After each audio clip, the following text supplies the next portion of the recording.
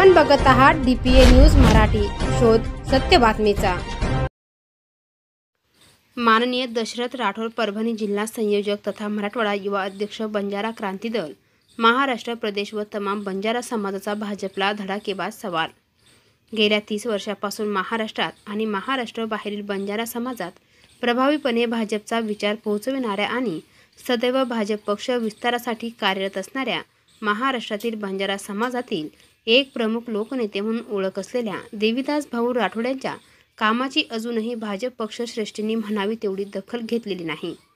दशरथ राठोड, परभणी जिल्हा संयोजक तथा मराठवाडा युवा अध्यक्ष, बंजारा क्रांती दल महाराष्ट्र प्रदेश यांनी या उमाद्य समाज नेतृत्वास भाजपात कधी न्याय मिळणार असा कडाकडीत सवाल उपस्थित केला आहे। लोकनेते स्वर्गीय गोपीनाथराव मुंढे साहेबांनी विविध जाती धर्मातील तरुणांना भाजपच्या माध्यमातून राजकारणात पुढे येण्यासाठी प्रेरणा व प्रोत्साहन दिले। त्यापैकी एक देवीदास भाऊ राठोड हेही मुंढे साहेबांचे पाठबळ व मार्गदर्शनाखाली देवीदास भाऊंनी राज्यभरात अनेक सामाजिक व राजकीय कार्यक्रम यशस्वीपणे पार पाडले। तो काळ असा होता की बंजारा समाज भाजपापासून कोसो दूर होता, त्यामुळे भाजपचे विचार वाडी तांड्यांवर घेऊन जाताना अनेक अडचणी आल्या, परंतु देवीदास भाऊंचा संघर्ष सुरूच राहिला आणि राज्यातील आणि आसपासच्या वाडी तांड्यात भाजप विचारांच्या कार्यकर्त्यांची चांगली सक्षम फळी निर्माण झाली आहे। त्यांचे सर्वाधिक श्रेय कुणाचे असेल तर ते देवीदास राठोड यांचे आहे। देवीदास भाऊ राठोड यांची अनेक आंदोलने महाराष्ट्रभर चर्चिली गेली। त्यांनी परभणी कृषी विद्यापीठाला वसंतराव नाईक यांचे नाव देण्याच्या मागणीसाठी काढलेला पोंगा मोर्चा, बंजारा समाजास स्वतंत्रपणे आरक्षण देण्याच्या मागणीसाठी आंदोलनही काही आंदोलने विशेष गाजली। तांडा वस्ती सुधार योजनेची निर्मिती आणि अंमलबजावणी त्यांचा सदैव पुढाकार राहिला आहे। नांदेड येथे झालेल्या गुरुतागदी कार्यक्रमाच्या धर्तीवर पोहरादेवी तीर्थक्षेत्राचा विकास व्हावा हे त्यांची आग्रही मागणी होती व आणि ती सातत्याने लावून धरली आहे।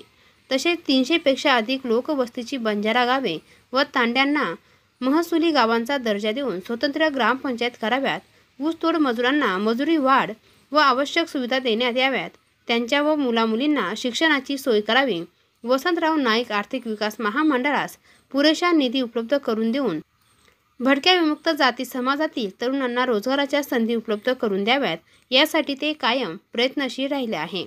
ख्रिश्चन मिशनरींकडून बंजारा समाजात धर्मांतरासाठी केला जाणारा प्रयत्न हाणून पाहण्यासाठी समाजात जागृती निर्माण करण्यात देवीदास भाऊ यांचा मोठा वाटा राहिला आहे।